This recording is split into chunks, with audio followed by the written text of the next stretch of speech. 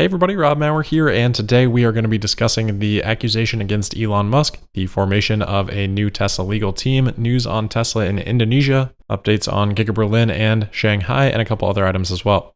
Well, not too surprising given the reports that have come out, but a tough Friday in the markets. Tesla down 6.4%, closing at $663.90. The Nasdaq finished down 0.3% after being down over 2% earlier in the day, but still a significant underperformance from Tesla to close out the week.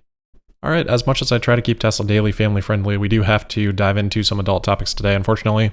As I'm sure everybody is aware by now, last night, Business Insider published an article claiming that in 2018, SpaceX paid a flight attendant $250,000 to settle a sexual misconduct claim against Elon Musk.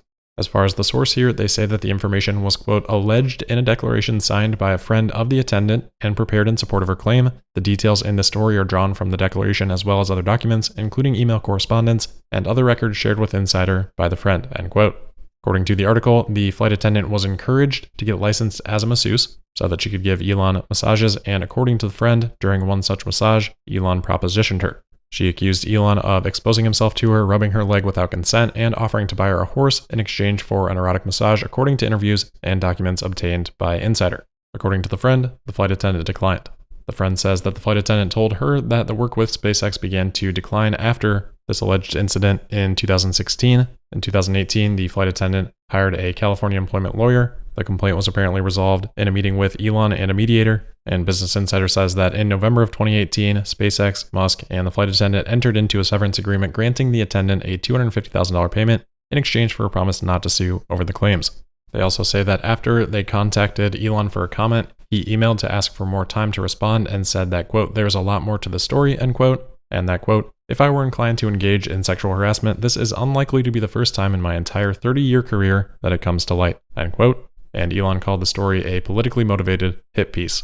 So that is the information in the article. Elon has further reacted to this on Twitter today, saying that, quote, for the record, those wild accusations are utterly untrue, end quote.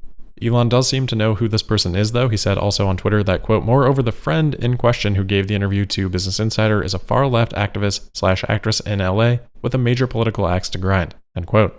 There have been some that have suggested that Elon has been using his political tweets as sort of a distraction of this article and trying to get ahead of it, spin it, because obviously Elon did know that this article was coming out ahead of time. He made comments before the article was published, and on Twitter, one of the contributors to the article said that they had contacted the principals, in this case Elon, at 9 a.m. Eastern Time on Wednesday the 18th. So it was only a few hours after that when Elon started tweeting things like political attacks on me will escalate dramatically in the coming months. And a few hours after that, he tweeted that he does intend to vote Republican. So if you just examine that information, it kind of looks like all of a sudden Elon is creating a diversion or trying to make this look like a politically motivated hit piece, maybe before there was reason to, but an astute observer would notice that, as Elon pointed out on Twitter today, Elon had already noted on Monday during the All In podcast, so before he would have known about this article, or at least before Business Insider contacted him about the article, he had already announced at that All In Summit his intent to vote Republican. So if nothing else, the timing is interesting given that this incident allegedly happened in 2016 and the settlement in 2018, so laid dormant for 4 years and now all of a sudden is popping up. Doesn't seem like a huge stretch to tie some political motivation to that, but ultimately, does that really matter all that much if this incident did happen? I don't think so. And unfortunately, we just don't have any way to know whether or not this report is true. Elon has strongly denied it, but at the same time, it does seem like he knows who the friend is, meaning these conversations, to some extent, seemed like they probably happened. Otherwise, how would Elon know who this friend is in the first place? And there hasn't been an explicit denial that there was some settlement or severance agreement. But it also seems quite clear that we do not have the full story, and without the full story, I think it's a little bit improper to even really be speculating on it. There's so much here that is just hearsay at this point, and Elon has denied the allegations. I wish there were more information, but without more information, I'm not really sure what else there is to discuss. I think the last comment that I would make is that, as always, it's important to consider the source, and Business Insider is not the strongest, most reputable of sources. You have to kind of ask why they're the ones publishing the story. Not someone like the Wall Street Journal or the New York Times. Not that they have the best reputations either, but I mean, relative to Business Insider, it's tough to really get much lower than that. I mean, Business Insider's founder, is literally banned from trading securities. He cannot participate in the securities industry. And the reason for that is because of a settlement agreement with the SEC regarding claims of issuing fraudulent research. That doesn't necessarily mean that the information in this article is false, but I wouldn't call this source a beacon of truth either. All right, moving on, but on a somewhat related note, we've got an update on Tesla Legal today. Elon tweeting out, quote, Tesla is building a hardcore litigation department where we directly initiate and execute lawsuits. The team will report directly to me. Please send 3 to 5 bullet points describing evidence of exceptional ability. Justice@tesla.com, end quote. Elon says that they are looking for hardcore street fighters, so people that are actually going to be in court, not just making settlement agreements. He says that his commitment is that we will never seek victory in a just case against us, even if we will probably win, and we will never surrender/settle an unjust case against us, even if we will probably lose. So we know how Elon has felt with his settlement agreement with the SEC. Now we have another alleged possible settlement agreement here that's supposedly from around the same time. Maybe Elon looking back on that and thinking that that was a mistake to settle as well. So obviously this is the harder path, significantly riskier, potentially more costly, though my hunch is that in the long term this probably nets out ahead. But despite some of those possible downsides, if anyone is surprised by this, you haven't really been listening to what Elon has been saying. So buckle up, there has been and there's going to continue to be legal cases that Tesla is involved in. Heck, we might need to hire a Tesla Daily legal team just to keep up. All right, moving on from the legal stuff, of course, all the other news here not getting much attention today, but there was a report on Tesla and Indonesia, and it's a little bit confusing what's being reported here. But there's a website called Benar News that is reporting that Tesla has agreed to invest in battery and electric vehicle manufacturing in Indonesia, according to the country's investment minister. Now, I would be careful, let's not get too ahead of ourselves on this news. The direct quote that they provide from that minister is that, quote, God willing, Tesla will enter Indonesia this year, but I can't announce the month yet. Let's wait because we haven't signed an agreement yet. How much investment is still being kept secret, still waiting, but this is good stuff, big stuff, end quote.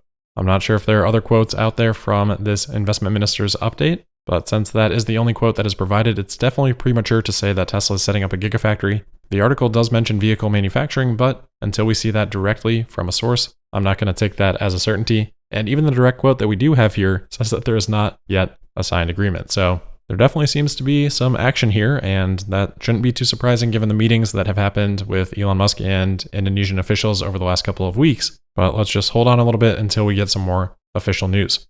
We do also have confirmed news of Elon Musk meeting in Brazil with the Minister of Communications for Brazil. That meeting was today. There was also some news that maybe Elon would be meeting with the Brazilian president, but I'm not sure if that has actually happened. But it does seem like this would be a little bit more SpaceX related because Elon did apparently meet with 13 high-level business executives who apparently primarily work in the telecommunications industry. Now, that doesn't mean that Elon can't double up and talk some Tesla there too, or talk with Vale. It's probably more likely than not, but as of yet, I haven't really seen any reporting tying that to Tesla, but maybe more information still to come. All right, next up, we've got updates on Giga Shanghai and Berlin. So first on Shanghai, Bloomberg is reporting a couple of things here. First, that Tesla apparently plans to keep its employees in a closed loop system until mid-June. But despite that report, they also say that Tesla is trying to start a second shift at the factory as soon as next week. That does match the last report that we had heard, but that was a few days ago, and this is obviously changing quickly. So Bloomberg to report that last night. Looks like perhaps those plans are still largely on track, and if Tesla is still planning to do a closed loop system, that type of setup might be a little bit less reliant on whatever Shanghai as a city intends to do from a lockdown perspective. So we'll have to keep an eye on that into next week, and anything I hear on that, I will pass along. Moving on to the update on Giga Berlin, we've also got news on their second shift. Apparently, according to Tasmanian, Giga Berlin is starting a second shift today.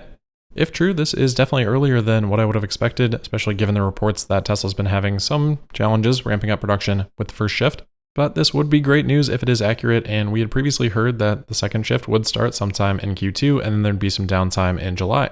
So we'll see on that. I'm still not probably going to project anything huge for Q2 for Berlin, but hopefully sometime in the next few weeks, we'll get some indicator of how the production is going. There should at least be a few signs if the production rate does steeply increase from what it has been. All right, last few items here. We've got an update on the 4680 structural pack and the removal process for that. Turns out it is actually removable. Tesla has published the service manual for the new Model Y, and it details how to remove the structural pack. It's a 137-step process. There's a lot that's tied to the interior that needs to be removed first, but it can be done, and then there's another 170 steps to get it back in. In other quick news, FSD Beta 10.12.1, I think, is now actually rolling out to the public as I'm recording. It is downloading on my car. So very much looking forward to testing that out. I'm not certain exactly when I'll be able to do a video if people are interested in that, but I'm sure there will be plenty of videos going around this evening.